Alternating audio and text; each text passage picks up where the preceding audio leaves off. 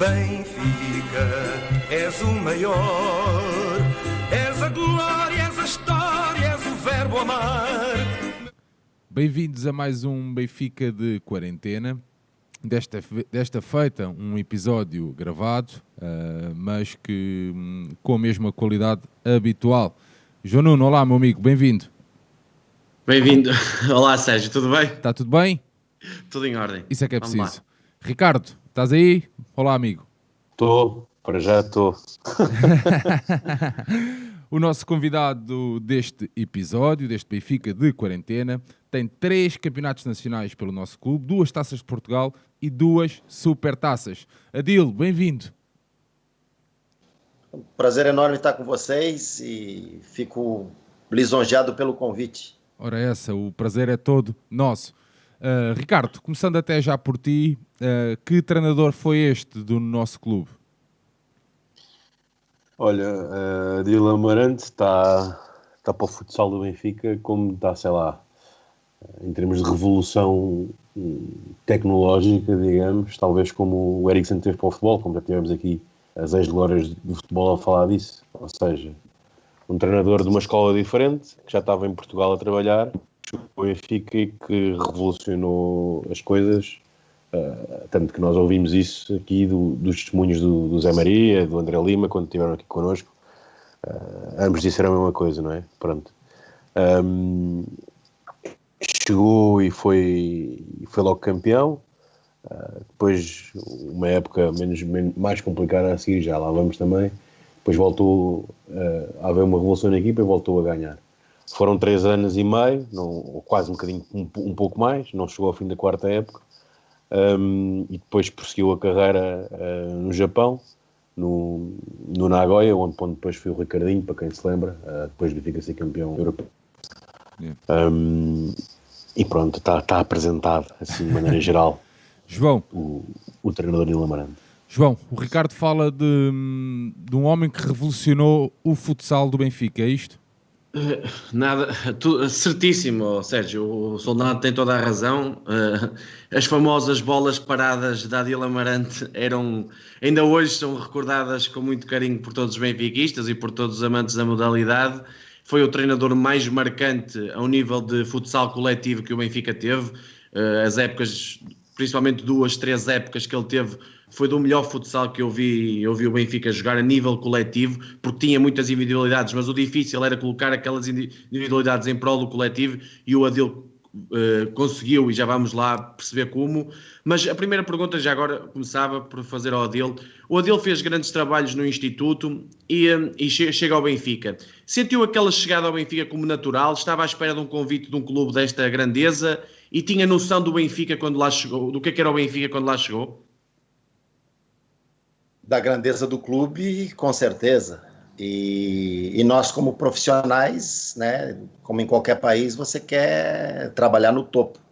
E a minha ambição era essa, né? Apesar de os meus primeiros objetivos em Portugal não ser o futsal, mas eu já tinha trabalhado em grandes clubes no Brasil, em grandes equipes, então, de certa forma, quando eu tive a oportunidade de começar a trabalhar na primeira divisão, no Instituto Dom João V, você almeja sempre voos mais altos, né? E aí a gente teve a oportunidade de chegar no Benfica. Mas como é que foi a contratação? O processo de chegada ao Benfica?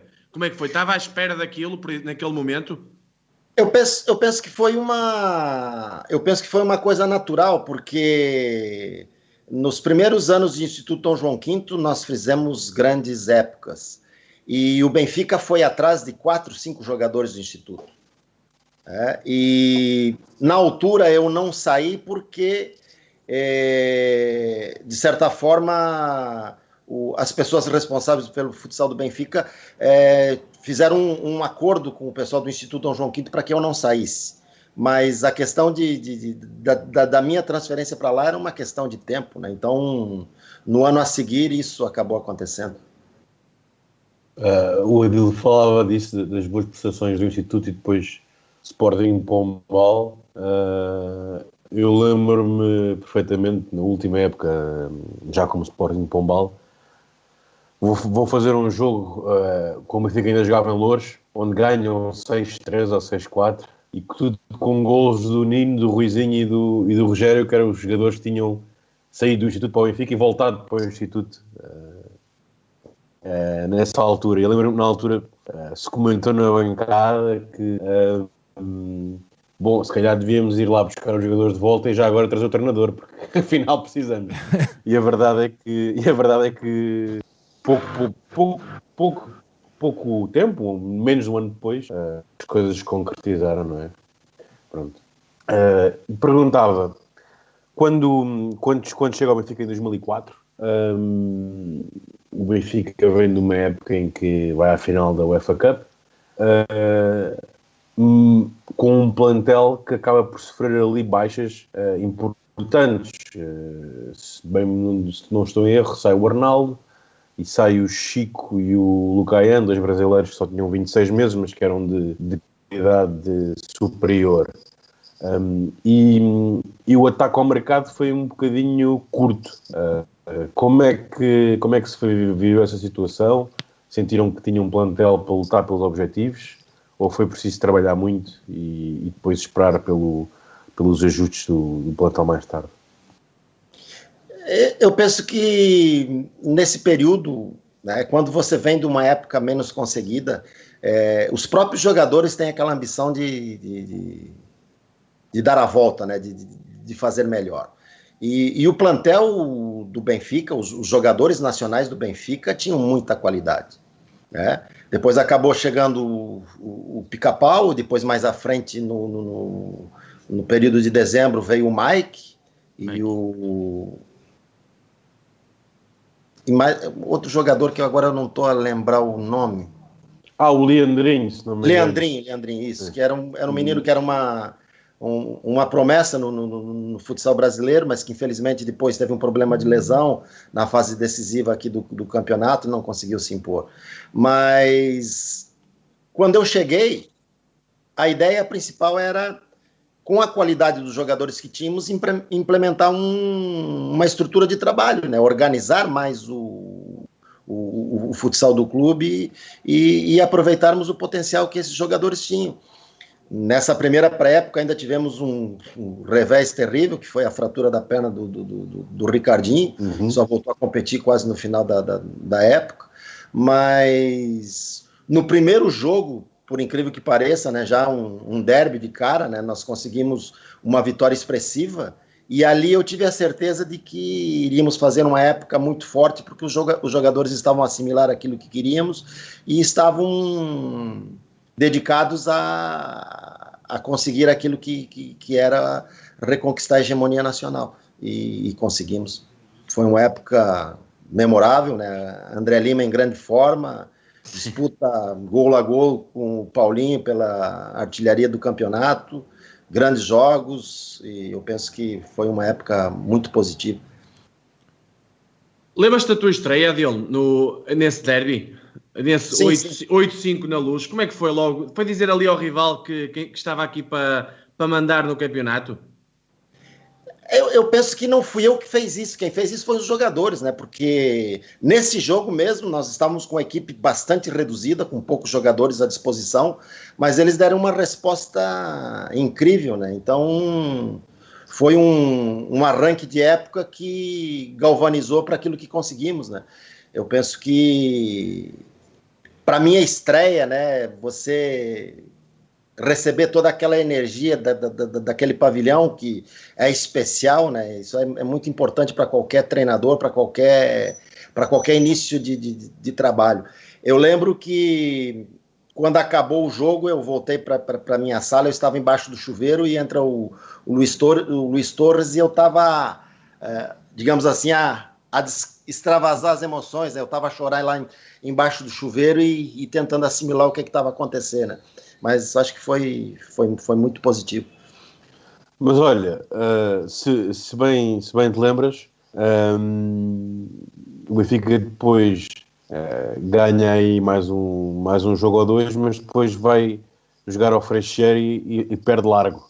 6-0. Perde 5 ou 6-0, uma coisa assim. E na altura as pessoas duvidaram um bocado do que é que estava a ser feito. A verdade é que a partir daí sai para uma série inacreditável, só ganhando e empatando 1 ou 2 jogos, ganha a Taça de Portugal em Final Four e depois só volta a perder no play-off. Essa derrota, e pela forma que foi importante para dizer aos jogadores: nós não vamos ser invencíveis, temos que trabalhar duro, mas se trabalharmos duro vamos conseguir chegar longe. O que é que se passou ali? Você se refere ao jogo no Freixeiro, 5-0 no Freixeiro? 6-0, sim. Lá era um pavilhão especial, né? Um campo com dimensões reduzidas, um ambiente muito, muito especial. E muitas equipes perdiam ali, né? No futsal, esse tipo de resultado, né, se as coisas não correm bem, você de repente arrisca alguma estratégia para tentar buscar um resultado e as coisas não encaixam, você acaba sofrendo os gols. Mas a equipe tinha consciência do trabalho, do que tinha que ser feito. Então não chegou, digamos assim, ser um alerta, né? O caminho estava traçado, as pessoas sabiam o que tinham que fazer. Foi um revés que aconteceu em função da particularidade do campo, da qualidade da equipe do adversário, que também tinha uma grande equipe. Eu penso que se você analisar e comparar essas épocas com o futsal atual, a probabilidade de você perder pontos em determinados pavilhões era muito maior do que hoje. Então, sim. Eu penso que não foi um alerta, né? Foi uma situação, do meu ponto de análise, em função do pavilhão, da qualidade do adversário e de um jogo em que, de repente, as coisas não correm da melhor maneira, você procura buscar o resultado e acaba por sofrer mais gols, né? No futsal isso é muito comum. E também foi muito no início, não é? As tuas ideias ainda não estavam totalmente implementadas na altura. Foi na primeira volta, né? Depois, na segunda volta, nós devolvemos o resultado para eles e foi basicamente isso. Mas se analisarmos nessa primeira época, nós tínhamos um Sporting extremamente competitivo, uma fundação extremamente competitiva, um Instituto Dom João V competitivo, um Freixeiro extremamente competitivo. Alpendurada, Olivais, nós empatamos Exato. Em casa com o Alpendurada e Olivais. Exato, tanto é que, se você analisar, nós iniciamos o play-off perdendo em Alpendurada. Uhum. Sim. Nós no outro dia estivemos aqui com o Zé Maria a falar e ele referia essa situação, que as equipas na altura, os próprios playoffs eram completamente diferentes, porque as equipas de menor dimensão, supostamente, davam luta e deu esse exemplo desse ano em que o Benfica não só perdem a Alpendurada ao primeiro jogo, como depois com o Olivais perde em casa e só ganha por um golo na Negra, não é? Exato. Esse jogo do 2-1 em casa, o Piranha fez uma exibição memorável, né? Sim. Um dia desses, até brincando com ele, comentando uma postagem que ele fez no Facebook, a gente estava a recordar isso aí. Encheu a baliza. Ele já enchia bem e depois encheu ainda mais. Eu sempre brincava com ele, muitas vezes eu falei, um benfiquista que não teve oportunidade de jogar no Benfica, né? E, Odil, já agora estávamos a falar ainda sobre essa época. Foi a primeira época que houve play-off no campeonato português. Houve alguma preparação especial já a contar com essa situação? Ou seja, saber que era importante ter o primeiro lugar na fase regular, mas que era preciso a equipa estar a top no fim da época. Houve ali alguma mudança do modo como se preparavam as temporadas? É lógico que nós tivemos uma preocupação em preparar a equipe para chegar bem nessa fase, né? Nós sabíamos que seria determinante, como foi, né? Você decidir o campeonato no Pavilhão da Luz, naquele último jogo, foi fundamental. Mas a preparação toda já era voltada para que nesse período chegássemos bem. E mesmo assim tivemos alguns reveses em função de lesões. Uhum. Nós tivemos no primeiro jogo do playoff a lesão do Leandrinho em Alpendurada e a expulsão do mesmo lá também. E ele teve uma lesão no joelho e isso acaba condicionando um pouco as tuas opções, mas Em termos estratégicos, nós tínhamos pensado em chegar forte nessa fase, porque é onde tudo se decidia, né? Adil, nessa época, pronto, como já falaste bem, houve muitas lesões, a tua entrada, implementação de novos métodos. Tivemos uma época, começamos logo com uma vitória no derby, depois levámos aquela derrota pesada no Freixo, ainda empatámos em casa com o Alpendurado e Olivais, que eram adversários complicados à altura, fomos ganhar a Louros 4-3 e ganhámos essa fase regular com mais um ponto. Mas aqueles playoffs, como já falamos, foram duríssimos. Ganhámos 2-1 em jogos ao Alpendurada, 2-1 ao Olivais, e na final são 2 jogos em prolongamento com o Sporting. A que é que te soube no final, com aquele 7-4 e os míticos 5 golos do André Lima, penso eu, a que é que te soube aquele título no final? Realização pessoal por N motivos, né? Primeiro, você conseguir ser campeão numa equipe com a dimensão do Benfica, né? A minha família toda benfiquista, isso tem um sabor especial. E o mais importante, né, que você vai adquirindo, e só quem sabe é quem passou por aí, é aquilo que você vai adquirindo das pessoas envolvidas com o clube. Quando eu falo das pessoas envolvidas com o clube, aqueles que eu penso que são os verdadeiros benfiquistas, as pessoas das casas do Benfica, as pessoas que fazem de tudo pelo clube. Então você começa a conhecer e conviver com essas pessoas, e isso vai, de certa forma, aumentando a tua responsabilidade e a pressão em você tentar fazer com que essas pessoas, no final, se sintam realizadas e felizes e comemorem uma conquista.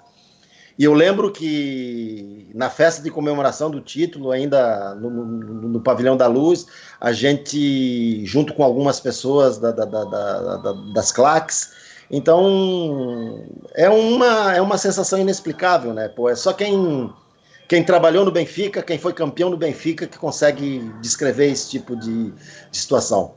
Já fui campeão em outros países, já trabalhei em outros lugares, mas a energia que você recebe, né, das pessoas envolvidas com o clube é coisa que não tem explicação.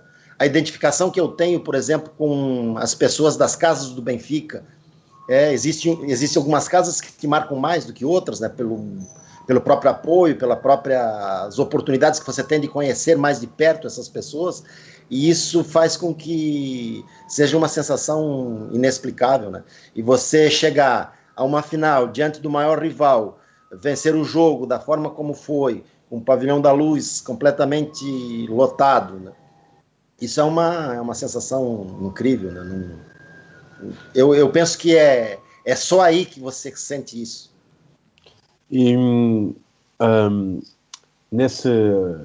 bocado já falava disso, e a importância que aquele pavilhão teve em tanto jogo decisivo. Quando o André Lima esteve aqui, ele dizia-nos que para já os jogos com o Sporting eram especiais porque aquilo mexia com eles de outra forma, como jogadores. Eu perguntava também se o treinador também sentia que o jogo era um jogo de responsabilidade especial, não só por ser uma final, mas por ser também uma rivalidade. E que esse jogo que dá o título nesse primeiro ano, no prolongamento, é um jogo difícil para o Benfica, em que está em desvantagem muita vez, tem uma expulsão do Pica-Pau a começar o prolongamento, depois vai dar a volta ao jogo, e o André dizia com graça que chegou ali um momento em que nós percebemos que, espera, com este pavilhão, com este ambiente que está aqui, a gente vai ter que ganhar, não há outra hipótese. Como é que vocês também jogavam com isso do ambiente?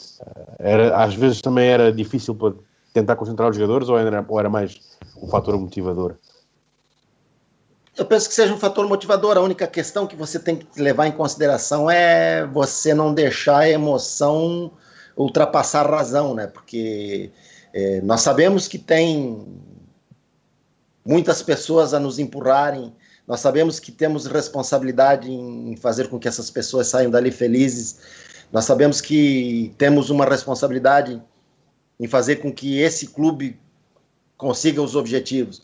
Então, esse tipo de apoio, esse tipo de sensação é importante, mas você tem que se manter concentrado para não deixar que as emoções superem a razão, porque nesse jogo foi o que marcou a diferença, né? A concentração em momentos necessários, como defender essa situação de inferioridade nesse prolongamento, a forma como nós trabalhamos alguns momentos do jogo em que nos proporcionaram, principalmente a nível defensivo, que nos proporcionou a situação de golos que nos deram a vitória. Eu acho que você tem que aproveitar o apoio da torcida, a questão da emoção, mas você não pode deixar que isso ultrapasse a razão, porque você necessita de agir com serenidade para conseguir o mais importante, né, que é vencer. Eu acho que isso foi fundamental. Adil, esse ano posso arriscar em perguntar-lhe que se o 2004-2005 foi o ano dos 4 no Benfica que lhe deu mais prazer treinar uma equipa ou não foi? Eu estou para te dizer que o ano 2006-2007 foi mais importante nesse sentido, por N razões, né? Por N motivos. Primeiro, por esse ano de 2006-2007, primeiro por termos uma equipe basicamente formada só por portugueses. Sim. Era uma equipe, basicamente, toda a estrutura dela formada por portugueses. Esse ano nós chegamos em finais de Recopa, nós fizemos uma grande intercontinental, foi a primeira vez que uma equipe portuguesa conseguiu vencer uma equipe brasileira, e fizemos grandes jogos, o pessoal extremamente bem, tudo que eu estava vivendo de uma maneira particular também. Eu penso que essa época foi a época que me marcou mais a nível de clube. Né? Mas nessa desculpa só. Na primeira época, no Mundial de Clubes, não sei se te lembras, em 2005. Sim, em Porcelano. Nós perdemos largo para o interview. Tu ali sentiste que era preciso algo mais para almejarmos um título europeu no clube? Sim. O trabalho na altura já passava por aí. Nós sabíamos que tínhamos que encurtar distâncias para os espanhóis, principalmente para aquela equipe do Interview que era fantástica, né? Eles tinham uma seleção mundial. E nós sabíamos que para trabalhar contra aquela equipe, nós tínhamos que encurtar distâncias, teríamos que ser muito mais competitivos, teríamos que trabalhar muito mais para alcançar o que foi alcançado depois em 2010. Né? Então, o caminho, né, digamos assim, o subir da escada começa aí, a gente tentar encurtar essas distâncias. E se eu bem me lembro, o meu melhor resultado contra a equipe do Interview foi um empate na Luz em 2 gols. Depois sempre perdemos para eles, né? Nunca conseguimos ganhar deles. E os jogadores tinham essa sensação. Eles sabiam que falta pouco, falta alguma coisinha a mais para a gente chegar a ganhar deles. E o caminho se seguiu aí até aquele 25 de abril, que eu também estava no pavilhão Atlântico, na altura, em que se conseguiu o campeonato europeu. Mas pronto, voltando um bocadinho atrás, só para fazermos a conversa ordenada pelo tempo. Depois dessa época, primeira de estreia muito boa, quase não era difícil pedir mais. Aliás, a nível interno não se podia pedir mais, havia 2 competições para ganhar e foram ganhas. Acabou por acontecer ali uma razia no plantel, em jogadores importantes que saíram. Depois acaba por ser uma época conturbada em que voltam a sair mais jogadores a meio da época, a entrar mais jogadores, muita instabilidade. Ainda assim o Benfica consegue chegar à final do play-off e perde com um gol no último segundo. Como é que foi viver com essa época, com todas essas mudanças e que dificuldades acrescidas é que trouxe à preparação da equipa para estar no seu melhor? Primeiro porque nós tínhamos um plantel extremamente curto. Foi feito aposta em alguns jogadores mais jovens e outros jogadores locais.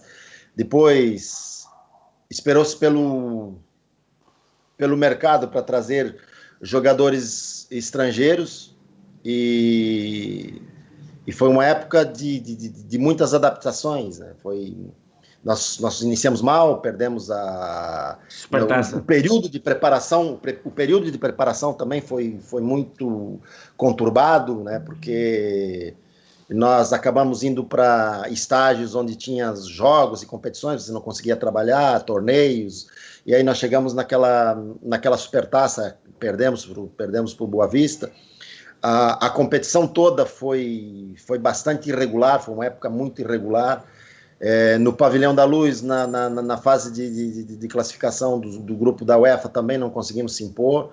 Foi no momento em que estavam chegando o Wilson, o Domênico, jogadores que estavam em processo de adaptação, por exemplo, ao futsal europeu. Então, foi uma época bastante complicada, né?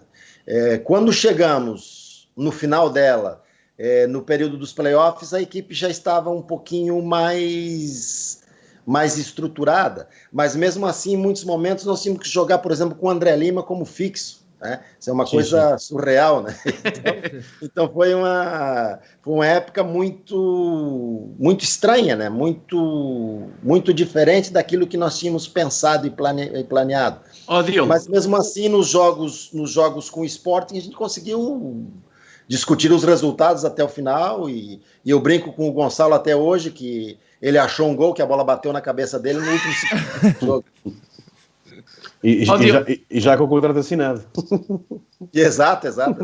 Adil, achas que foi o mercado ou a falha nos jogadores estrangeiros ou brasileiros que não permitiu que chegássemos mais longe nessa época, ou achas que também há outros fatores?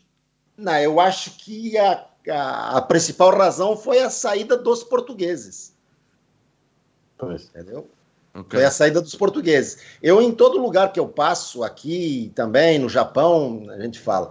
Para mim, quem faz a diferença na qualidade do trabalho são os jogadores locais. O jogador estrangeiro vem para dar um complemento. Se você tem uma base forte local, os jogadores da qualidade que nós tínhamos na primeira época, da qualidade dos jogadores que nós tínhamos na terceira época, aí você tem um respaldo maior. Se os jogadores estrangeiros muitas vezes não dão todo aquele contributo que você necessita, você consegue manter uma equipe estruturada, estabilizada. Só que nessa segunda época foi o contrário, né? Nós perdemos jogadores que faziam muitos minutos e que eram muito importantes dentro da manobra da equipe. Né? Jogadores que, dentro do aspecto estratégico e tático, eram fundamentais. E depois é lógico que quando você traz jogadores estrangeiros que não estão habituados a jogar na Europa, é diferente, por exemplo. Foi como o caso do Wilson. O Wilson não tinha jogado na Europa, o Domênico não tinha jogado na Europa. Então isso faz com que os jogadores necessitem de um período de adaptação. E você necessitando desse período de adaptação, você corre o risco de acontecer o que aconteceu. Depois dessa época conturbada, a aposta mudou e a estrutura decidiu ir resgatar esses jogadores portugueses que estavam fora. Ainda se dá a aposta no Bebé e do Gonçalo, que vem diretamente do Sporting. Criou-se ali uma equipa que gerou grandes expectativas logo no momento em que o plantel é formado, ou seja, que estavam reunidas as condições para voltar aos triunfos. E era uma equipa que indubitavelmente tinha ali, de grosso modo, a espinha dorsal da seleção e aqueles jogadores... Bem, por acaso o Arnaldo não voltou logo nesse ano, mas pronto. Mas estava ali uma equipa com aquela que nós chamamos a geração de ouro do futsal português. A ambição nessa época para a reconquista foi sem limites. E o Benfica ganha a Supertaça, depois ganha a Taça e ganha campeonato, sempre de forma clara. Mas ainda assim não foi uma época, como dizias, muito fácil, com também algumas condicionantes. Consegues descrever o que é que aconteceu ao longo dessa época? Como é que as coisas foram acontecendo? Eu penso que o problema principal aí foi a questão pessoal que aconteceu comigo, aquela questão da agressão ao ao Rui Pereira. E isso condicionou, de certa forma, muitas coisas, pelo fato de ter gerado, por parte da direção do clube, alguma desconfiança em relação ao meu trabalho, à minha liderança perante a equipe. Existiu, entre aspas, uma queda de braço entre pessoas que queriam que eu permanecesse e outras que queriam que fosse embora. Os jogadores, por outro lado, se mantiveram incondicionais em meu apoio, sempre trabalhando sério e imbuídos do espírito principal, que era alcançar o objetivo, que era reconquistar a hegemonia, ganhar tudo e fazermos uma grande época a nível internacional. Nós chegamos a uma final de Recopa, perdemos para o Lobel e Santiago, um grande jogo, novamente porque tivemos limitado na fase final do jogo com problemas de lesão, acabamos perdendo esse jogo no prolongamento. Depois fizemos uma grande intercontinental em Portimão. A competição em si, na fase de grupos na Itália também, tivemos num bom nível, mas ainda faltava aquele detalhezinho, né? Aquela coisinha a mais para o salto, né? Para conseguir chegar a uma final fora e brigar pelo título. Mas foi uma época positiva nesse sentido, porque a incorporação de jogadores portugueses e a grande época que fizemos do ponto de vista interno e a repercussão do trabalho também do ponto de vista internacional, eu acho que foi muito importante. Quando eu me refiro a problemas, foi a situação pessoal que se passou comigo e que, de certa forma, condicionava o trabalho pelo fato de existir esses problemas internos e a questão de nos jogos, em questão da suspensão, não estar no banco, né? Mas aí entra o trabalho de um outro grande benfiquista, uma pessoa a quem o futsal do Benfica também deve muito, que é o Nelito, né? Ele foi uma pessoa fundamental no equilíbrio disso tudo. Adil, como é que se gera isso? Como é que se gera um plantel, uns jogos a partir da bancada? Não sou eu que gere, quem gere é o adjunto, né? Você passa informações, mas quem toma as decisões é o adjunto, né? Não é o adjunto, é o treinador. Naquela época o treinador era o Nelito, eu era o segundo. E o trabalho é feito no dia a dia, o trabalho é feito no treino, né? Você tem confiança na pessoa que está trabalhando contigo, todas as pessoas envolvidas dentro do trabalho da comissão técnica estão imbuídas do mesmo objetivo, sabem aquilo que temos que fazer, como temos que fazer, os jogos são preparados e depois a pessoa que está ali, nesse caso que era ele, o treinador Nelito, ele conduzia a equipe. O máximo que eu fazia, muitas vezes, é passar algum tipo de informação, alguma orientação de alguma coisa de quem vê o jogo do lado de fora, entendeu? Então, o mérito do trabalho está no que nós fazíamos durante a semana e da forma como ele geriu a equipe durante os jogos, que foi sensacional. O Nelito foi e é uma pessoa, no meu ponto de vista, muito importante dentro da história do futsal do Benfica. Adil, mas nessa época, nós na fase regular, não sei se te lembras, perdemos os 2 jogos com o Sporting, certo? Sim.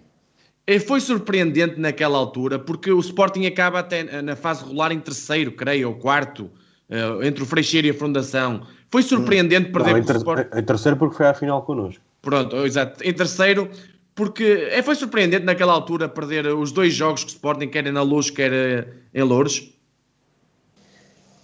É surpreendente do ponto de vista que não é normal você perder com muita frequência, né? Geralmente você perde um jogo, no jogo seguinte você ganha, né? E esse ano acabou acontecendo de perdermos os 2 jogos.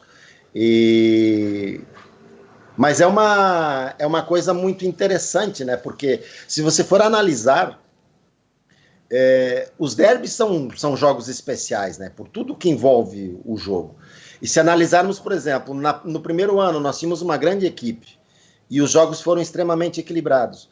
No segundo ano, No segundo ano, por exemplo, o Sporting tinha uma grande equipe, nós estávamos com uma equipe mais fragilizada, mas os derbys foram extremamente equilibrados, os jogos foram decididos sempre no detalhe. E esse ano nós acabamos perdendo os dois jogos, mas também foram jogos extremamente equilibrados e competitivos, né? Eu acho que é uma coisa natural desse tipo de jogo. Eu, por acaso, lembro-me bem da situação. O Benfica, nessa fase regular, perde os 2 jogos com o Sporting por um golo, jogos equilibrados. Mas eu lembro-me bem porque depois, no fim da fase regular, é a Final Four da Taça e o Benfica dá 5-0 ao Sporting na meia-final. Em Gaia. Sim. Em uma altura que Sim. as pessoas diziam e agora é que se vai ver outra vez, se perdemos com o Sporting outra vez, estamos lixados. Como é que aquela tarde dos 5-0 ao Sporting, ainda por cima, tanto na bancada, como é que viveste aquilo? Sentiste pronto, isto foi o trabalho bem feito, o trabalho foi bem feito e isto achei tudo perfeito? Foi das melhores exibições que viste o teu Benfica fazer diante do Sporting? Eu penso que foi um dos grandes jogos que fizemos contra eles. Porque aquele jogo, do ponto de vista estratégico e tático, foi perfeito. Nós estávamos trabalhando uma situação nova de defesa, que utilizávamos a experiência do Amandos naquela situação, né, de jogar fazendo a cobertura. Estávamos treinando uma situação de defesa quadrantes. E nesse jogo eu penso que surpreendeu um pouco o Sporting esse tipo de estratégia que utilizamos, esse tipo de opção que tivemos, né?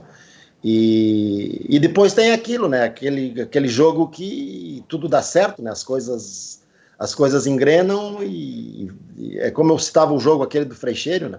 As coisas começam bem, o Sporting tentou outro tipo de soluções e nós acabamos aproveitando para abrir uma vantagem confortável. Depois, no jogo da final, já não fizemos um grande jogo, foi um jogo extremamente equilibrado, ganhamos o jogo de 2-1, onde prevaleceu mais, né? Não ganhamos 1-0. Ela do 2-1. Chegamos aqui, não podemos perder. Afinal, a taça, sim. Chegamos aqui, não podemos perder, e foi um jogo mais na base da emoção do que propriamente de um grande futsal jogado, né? Pois. Mas também não era fácil gerir a expectativa depois de um 5-0 ao Sporting. Geralmente, digo eu, que a tendência de um grupo de trabalho depois de dar 5-0 ao Sporting é um bocado, agora demos 5-0 ao Sporting, afinal vai ser fácil, entre aspas, né? Não houve assim esse sentimento, ou foi só mesmo no jogo diferente? Isso é difícil de te dizer, porque talvez inconscientemente na cabeça dos jogadores possa se passar isso. Mas nós, enquanto preparamos o jogo, você está alertando para esse tipo de situação. Claro. Você sempre está falando isso. E muitas vezes você usa determinados chavões, né, determinados... E eu lembro perfeitamente nesse dia que eu usei um ditado que é muito comum, né, nesse tipo de andanças. A gente não tropeça em montanha, né, a gente tropeça no pedregulho. Pois. Você não tropeça numa montanha, você não cai quando tropeça numa montanha, até porque é um obstáculo muito grande. Você acaba muitas vezes tropeçando e caindo num obstáculo menor, num pedregulho. Então, você passa esse tipo de ideia, esse tipo de conversa para os jogadores, né? Só que talvez inconscientemente na cabeça de cada um possa se pensar que o jogo possa ser mais fácil em função do que tinha sido feito no dia anterior, né? Olha, e depois nesse campeonato o Benfica depois começa o play-off, elimina o Belenenses, elimina o Freixeiro, e afinal com o Sporting tem um bocado de características diferentes daquilo que era habitual, isto é, o Benfica ganha o primeiro jogo em Loures, de modo claro. Se eu não me engano, ganhamos e ganhamos bem, acho que foi exatamente. Um jogo 4-1. Se eu não estou em erro, é um jogo em que o Ricardinho faz 3 golos, acho eu. Exato, 3 do Ricardinho e 1 do Costinha. Exato, o Ricardinho... Nós ganhamos o jogo 4-1, se não me engano. Exatamente, em que fica uma vez mais ali patente aquilo que já vinha um bocado da meia-final da taça, que naquele momento tinha uma diferença, se calhar, demasiado grande, em teoria, entre as equipas. Mas depois o Sporting vai à Luz ganhar 2-1 num jogo em que eu me lembro... em que eles marcam 2 golos praticamente em 4 ou 5 oportunidades que tiveram o jogo todo, porque tiveram o jogo todo a defender e com muita sorte à mistura, e o Benfica massacrou e não conseguiu fazer nada. Depois, no dia seguinte, aquilo mudou um bocadinho. O Benfica faz um golo cedo do Zé Maria, mas foi um jogo muito mais de expectativa do que de iniciativa, diria eu. Sentiram isso? Ou o que é que se passou ali? Que lições é que aprenderam da derrota do sábado? De que forma a podemos corrigir no domingo e ser campeões? Mas eu penso que isso é uma questão mais de você analisar a coisa. No dia anterior você joga em cima deles, é praticamente um massacre e você acaba perdendo o jogo. No dia a seguir você não tem margem de manobra. Você perdeu, não é campeão. Então você tem que gerir as coisas com o único intuito de ganhar o jogo. Nós iniciamos o jogo, o livre no ressalto, Zé Maria faz o gol, e a partir daí eu acho que na cabeça do povo é defender bem, é trabalhar bem, e se não me engano, contar com um pouco de sorte também, porque nos lances finais um jogador de esporte falha um gol de baliza aberta. Eu acho que aí tem a estrela do campeão, né? Eu penso que tem muito a ver com isso. Você sentir a responsabilidade de que não pode errar, que tem que fazer um grande jogo. No jogo anterior você foi extremamente superior e não ganhou. No outro jogo você fica mais naquelas. Hoje não temos que jogar bonito, nós temos que jogar para ganhar. E eu acho que passa muito na nossa cabeça esse tipo de coisa. Então, as informações que você passa, a estratégia que você monta, passa muito em função desse tipo de coisas, de se trabalhar o jogo de uma maneira mais pragmática e não bonita. Adil, e esse título é ainda mais saboroso para ti, dado tudo que tinha acontecido no final da época passada e no início dessa época, com a indefinição de se tu ficavas, se tu ias para o banco, ias para a bancada, tudo isso, ainda teve mais sabor no final? Sim, eu penso que sim. Inclusive, se vocês buscarem no YouTube vídeos no final disso aí, na entrevista eu faço alguns comentários sobre isso. Eu acho que, apesar do problema, apesar do erro que eu cometi e tal, eu merecia um pouco mais de respeito em função da minha história dentro do clube, daquilo que já tínhamos conseguido e de certa forma, em muitos momentos eu me senti desvalorizado, eu me senti que não fazia parte daquele contexto, entendeu? Que eu estava ali a mais. Entendeu? Então, quando você consegue esse tipo de vitória, tem esse sabor especial.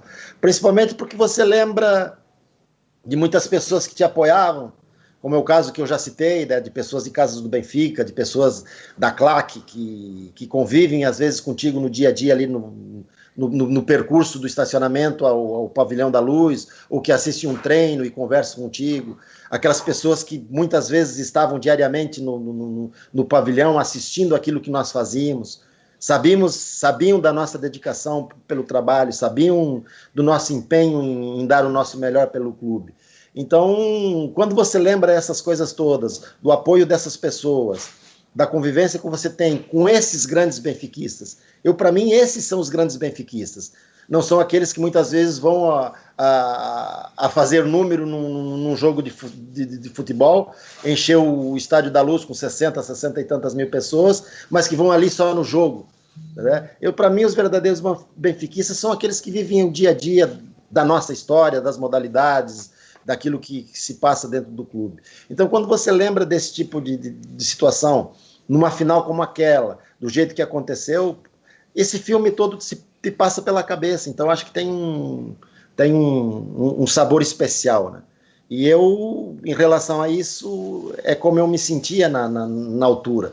E muitas vezes como me sinto hoje. Eu acho que, em muitos momentos, não tive o respeito que merecia e não fui valorizado em função daquilo que nós fizemos, pela dedicação, pela entrega no trabalho, por tudo aquilo que conseguimos. Eu acho que, nesse aspecto, ficaram umas lacunas que de certa forma, me magoaram.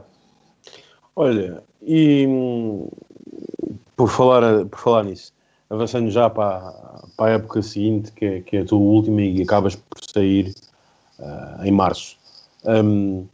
Para essa época, o Benfica volta à Europa e faz uma aposta forte, em que mantém a base do plantel anterior e recupera o Arnaldo que estava fora, e mais tarde vem o César Paulo, se calhar até vem tarde demais, porque não veio a tempo de jogar a fase de elite da UEFA Cup, não é? Que foi em outubro em Itália, e ele só chega em janeiro.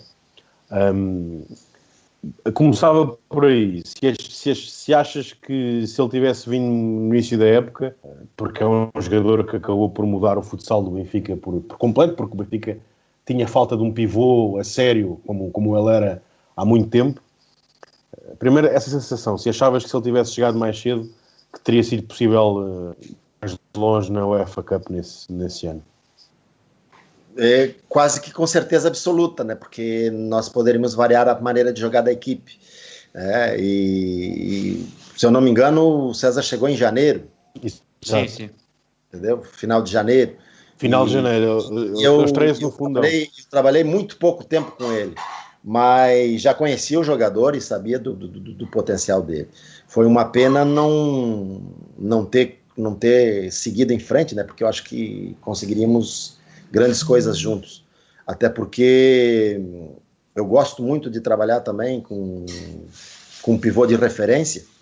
E respondendo à tua pergunta, eu acredito que sim, que se ele tivesse chegado no início daquela época, nós poderíamos ter feito uma fase de grupos da UEFA mais consistente e poderíamos ter ido mais longe. Mas olha, e o que é que se passou ali ao certo? Aquilo foi uma fase regular bastante conturbada, mas não foi só do Benfica, as pessoas podem estar a ouvir e não se lembram disto. O Sporting esse ano fica em 5º lugar na fase regular e depois acaba por jogar com o Benfica na meia-final do campeonato. Há ali um período, eu lembro-me por alturas do Natal, se não me engano, em que o Benfica perde 2 vezes seguidas com o Sporting, uma para o campeonato e outra para a taça, e é eliminado. 4-0 e 2-0. Exato. E depois a época vai seguindo, já em 2008, temos uma derrota com a Fundação em casa e depois uma derrota com o Freixeiro, e tu sais a seguir a essa derrota com o Freixeiro. A tua saída foi uma decisão do clube? Achavam que era por ali que as coisas tinham que mudar? Ou apanhou-te de surpresa de alguma forma? A grande questão nessa época foi o que eu penso que foi o ponto de viragem para o que é hoje o futsal do Benfica, né? Porque, se vocês lembram, na altura existia um grupo de gestão do futsal. Sim, o futsal não fazia parte do Sim. Em setembro, a pessoa que era responsável pelo futsal do Benfica saiu, né? Tinham alguns jogadores que recebiam parte dos seus vencimentos do clube e outros que recebiam parte do vencimento desse grupo de gestão, e jogadores e treinadores, como era o meu caso, que recebiam só desse grupo de gestão. Então, o que se passa nesse período conturbado aí é justamente isso. Em setembro, esse grupo de gestão deixou de colaborar com o futsal do Benfica.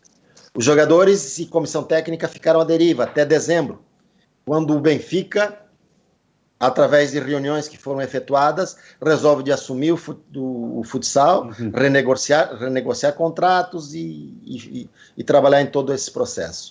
Nessa altura em que perdemos esses jogos para o Sporting, que passou esses problemas aí, a saída de jogadores, porque não concordaram com reduções de vencimentos e porque recebiam vencimentos desse grupo de gestão, em que o Benfica não conseguia, na altura, suportar, nós acabamos perdendo jogadores. Então foi uma fase muito conturbada nesse aspecto.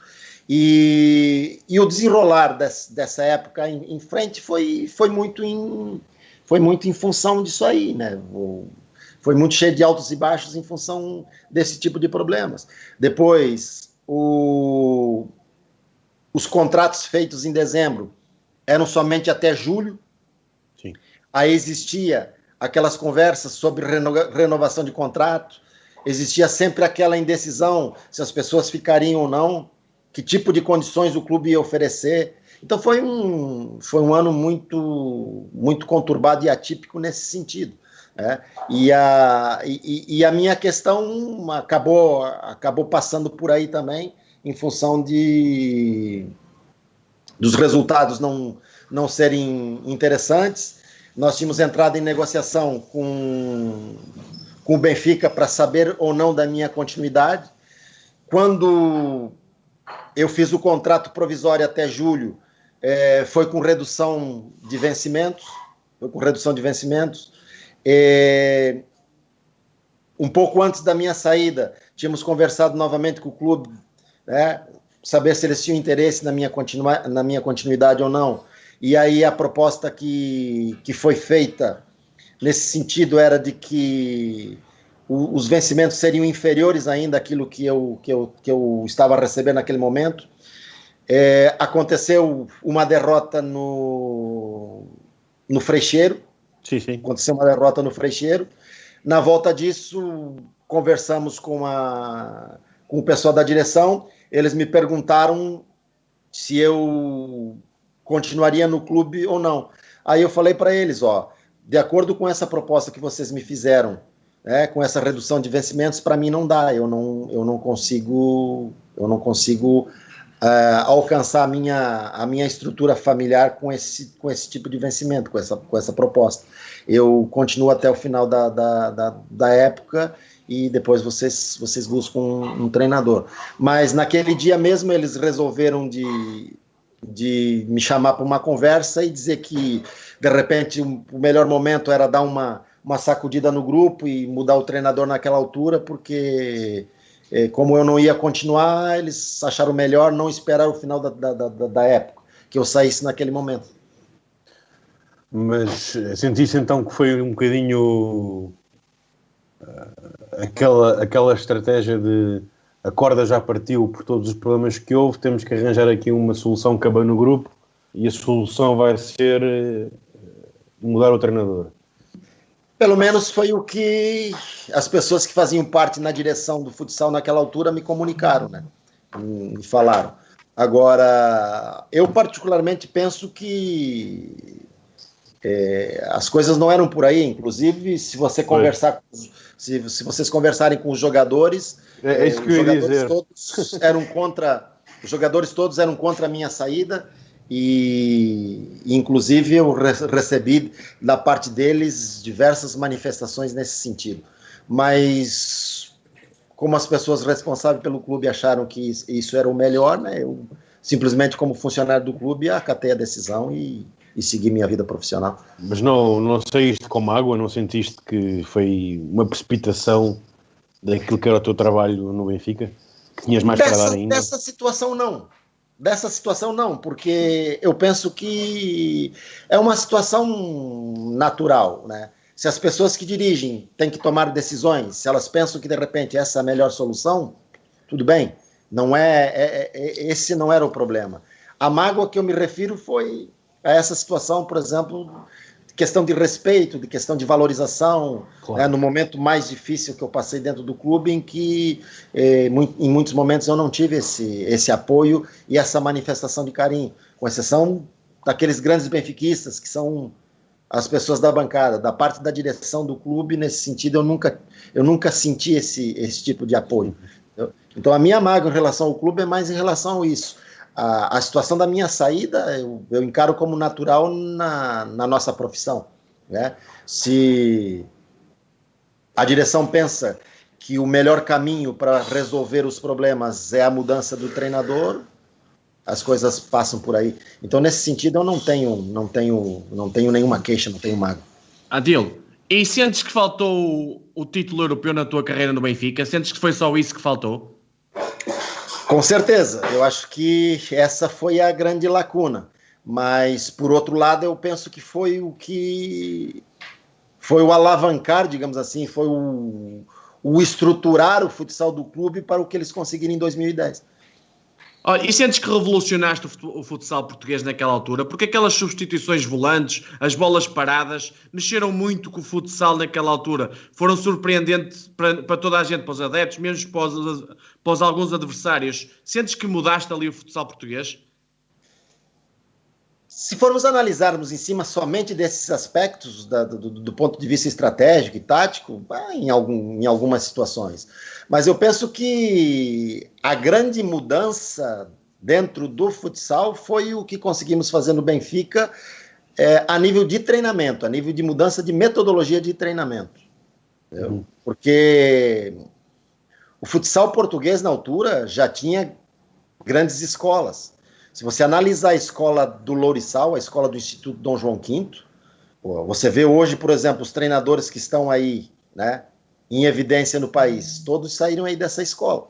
Os treinadores que estão no Sporting hoje, o treinador que dirige as seleções de Coimbra, muitas pessoas saíram dessa escola, da escola de futsal do Lourissal. Então, a ideia dessa metodologia de treinamento já vem daí do Lourissal. A grande diferença foi que quando eu cheguei no Benfica, eu tinha a oportunidade de me dedicar única e exclusivamente a isso. Os jogadores também. Treinar de manhã e de tarde, se dedicar única e exclusivamente ao futsal.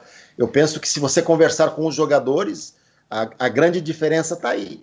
A questão do ponto de vista tático e estratégico, isso aí as outras equipes alcançariam, né, chegariam. Mas essa mudança do ponto de vista de metodologia de treino, de organização, eu penso que foi o que alavancou o futsal do Benfica para o nível que chegou. Eu acho que nesse aspecto tem a minha contribuição, mas tem a grande contribuição de uma pessoa que para mim foi fundamental nesse aspecto, que é o professor Rui Gama, um grande amigo que eu tinha no Lourissal, meu colega de profissão, de educação física no Lourissal, que inclusive faleceu num acidente. Ele, eu penso que é o grande responsável pela introdução desse tipo de metodologia de trabalho em Portugal. Nós seguimos os seus passos e tivemos a oportunidade de colocar isso em prática, porque o Benfica nos oferecia esse tipo de condições. Coisas que, por exemplo, o Instituto não tinha. Mas se você analisar a qualidade de trabalho, basta você olhar hoje para a equipe rival, né, os treinadores que estão no Sporting, e você já tira as suas conclusões. E quem foi o jogador mais desafiante de treinar no Benfica? Do ponto de vista de potencial técnico-tático? Ou sim, do ponto de vista... Rapaz, você fala em futsal, você fala de Ricardinho, né? Mas eu posso dizer para você que eu tive a felicidade de treinar a melhor geração do futsal português. Porque nós tínhamos jogadores fantásticos.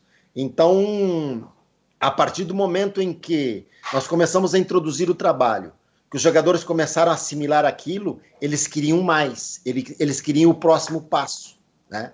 E agora, o que vem? Daqui, nós já chegamos a esse nível, o que podemos fazer mais além? Então, o ponto interessante do desafio foi justamente esse, né? Você dá um passo à frente na desenvolvimento do trabalho, na evolução do modelo de jogo e por aí afora. Agora, nesse aspecto, eu penso que o Ricardinho, né, e o Pedro Costa. O Ricardo, porque sempre foi uma pessoa extremamente competitiva. No Japão, ele costumava me cobrar sempre no final do treinamento. Bom, Missi, mas só isso hoje? Né? Aí eu dizia para ele, você tem que se colocar na posição de que aqui você está no Japão. Muito daquilo que você pensa, os japoneses não alcançam. Aqui nós temos que ir passo a passo, né? A mesma coisa se passava com o Costa, mas do ponto de vista estratégico. Tanto é que hoje um treinador de sucesso aqui na Ásia, né? Ganhou todas as competições a nível asiático. E eles dois, o Ricardinho do ponto de vista competitivo, da exigência do treino, daquele salto a mais. E o Costa do ponto de vista metodológico, do pensar, do organizar, da evolução do modelo de jogo, do comportamento do jogador perante aquilo que pretendíamos no modelo de jogo. Eu acho que foram os dois jogadores nesse aspecto que marcaram esse tipo de situação.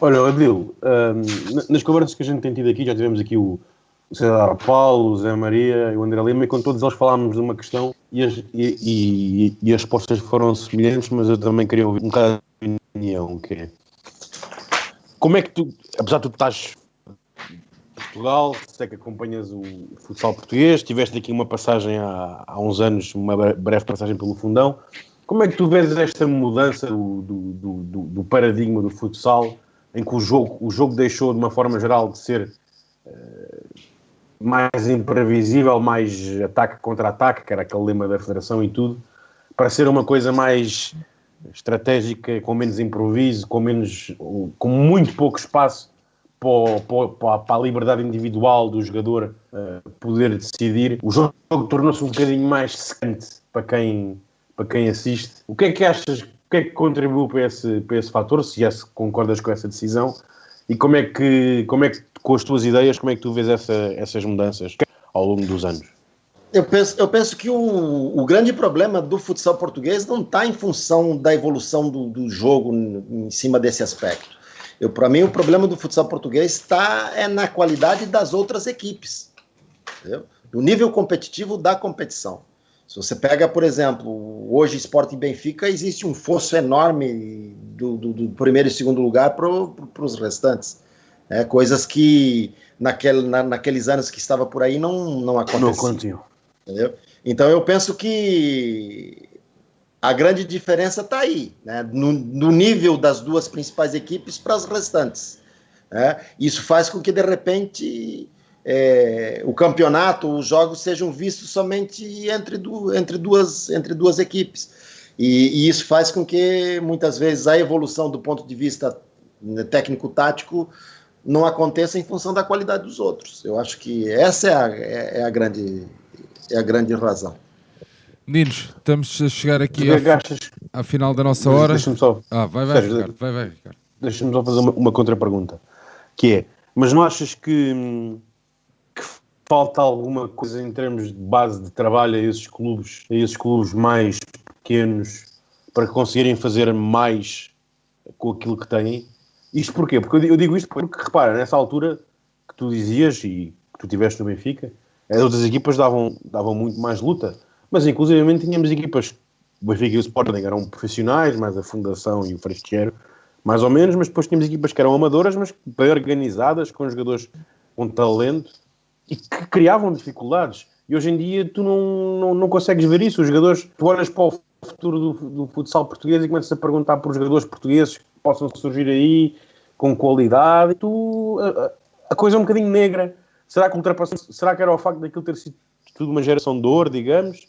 Ou aconteceu que algum fenómeno pelo meio que condicionou um bocado esta situação e que colocou, por exemplo... Falando da realidade que eu conheço, eu não sei como é que estão as coisas hoje, porque eu já estou fora de Portugal praticamente desde 2008, né? Então já são 12 anos. Sim. Né? São 12 anos que eu não acompanho de perto a realidade da base. Agora, falando do meu tempo, a diferença que existe e analisando, por exemplo... hoje, por exemplo, jogadores que foram meus jogadores na época de Instituto Dom João V estão terminando carreira. Né? Então, eu penso que a grande questão também passa por aí. Na época, existiam grandes escolas. Eu lembro, por exemplo, a escola do Freixeiro, que alimentava as seleções do Porto, com grandes jogadores, que é esse pessoal que hoje está terminando aí também, que era o Thiago Soares, o outro menino lá que joga foi pro Braga também agora, esqueci o nome dele. O Coelho. Sim, esses eram meninos que eram formados dessas fornadas aí das seleções do Porto. E na época o Instituto Dom João V e muitas outras equipes viviam daquilo que era feito na base do desporto escolar. Existia uma interligação no trabalho de base, da formação e tal. Hoje eu não sei como é que se passa isso. Né? Eu sei que, por exemplo, Portugal chegou a campeão da Europa, tem algum trabalho interessante a nível de resultados aí com as meninas e com as seleções jovens, mas você olha, por exemplo, a nível de quantos jogadores jovens você tem jogando nas equipes hoje, eu olho e não vejo muita diferença, entendeu? Sei que tem um trabalho interessante na base, mas não vejo esses jogadores serem aproveitados nas equipes, né? Eu não sei o que se passa, qual é o problema. Coisas que antigamente você tinha esses jogadores que hoje já estão terminando a sua carreira, né? Tem muitos deles que já pararam. João Nuno, Ricardo, estamos a chegar ao final da nossa hora de programa. João, queres colocar a tua última questão ao Adil? É aquela pergunta da praxe. Adil, o que é que significa o Benfica na tua carreira? Foi o que eu expliquei para vocês, isso é inexplicável, uma coisa que já vem de família, pelo fato da família ser benfiquista. Mas você só conhece realmente a dimensão do clube e aquilo que os benfiquistas representam quando você está lá dentro, quando você vive aquilo, entendeu? E tem coisas que você carrega até hoje, como essa aqui, por exemplo, não sei se vocês vão conseguir ver, mas isso é um regalo, né, um presente que eu ganhei de um benfiquista e que você carrega até hoje, que é uma bolinha com o símbolo do Benfica. Então, é uma coisa sem descrição, né? Eu acho que foi o momento mais marcante da minha carreira, foram 3 anos e meios fantásticos, foram dos melhores jogadores com quem eu tive a oportunidade de trabalhar, não só como jogadores, mas como homens, né? Em relação aos jogadores, eu não posso apontar uma vírgula. As pessoas que me acompanharam dentro do Benfica também, sensacionais, né? Então, é uma marca que fica para sempre, né? Não tem como você falar na minha carreira e não falar em Benfica, né? Então, é uma coisa que a gente não esquece nunca. E eu, sempre que possível, estou aí, acompanho as pessoas. Estivemos agora com a seleção de Taiwan Sub-20 no Luso, você volta na casa do Benfica da Bairrada, você convive com aquelas pessoas, não tem como você desassociar o Adil Amarante desse tipo de coisa. Essas pessoas são fundamentais na minha carreira, continuam meus amigos, é o clube que eu amo, é o clube que eu sou adepto. Não costumo falar isso abertamente porque eu penso que é uma questão de ética, né? Você como profissional penso que não deve de ter esse tipo de declarações, mas é aquilo que se sente. Ricardo. Olha, Dil, para terminar, o que é preciso, ou se tens ambição ainda de um dia voltar aí a trabalhar em Portugal e quem sabe no Benfica? Mas eu já estou pensando em terminar minha carreira, entendeu? Mais 2, 3 anos, eu já estou pensando em parar. A gente nunca diz não, né? A gente nunca diz não, nunca se sabe. Agora, seria uma experiência interessante, seria. Muito bem. Meninos, Ricardo, aproveita e já faz as tuas despedidas, então. Então, olha, só agradecer ao Adil, de facto, um treinador que fica e está na história do futsal do Benfica.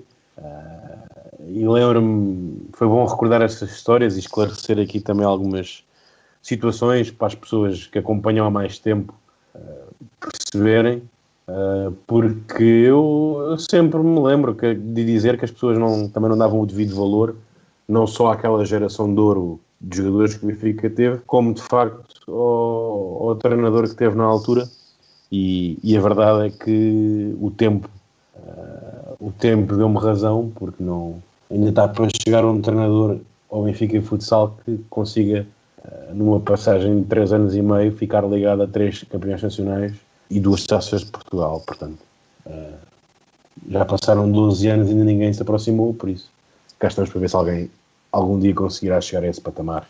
Era bom sinal para o clube, mas vamos ver. Obrigado, Dil, um grande abraço. João Nuno. Adil, obrigado pela disponibilidade de estar aqui a falar connosco, e só tenho a dizer que são 194 vitórias em 251 jogos, são 7 títulos, 3 campeonatos, 2 taças e 2 supertaças, e acima de tudo, o Adil está sempre no coração daqueles que na bancada sofriam pelo futsal Benfica e que faziam quilómetros e nunca deixaram de apoiar. E esses é que interessa, Adil, e muito obrigado e boa sorte aí no futuro. Adil, quer aproveitar então para se despedir da malta?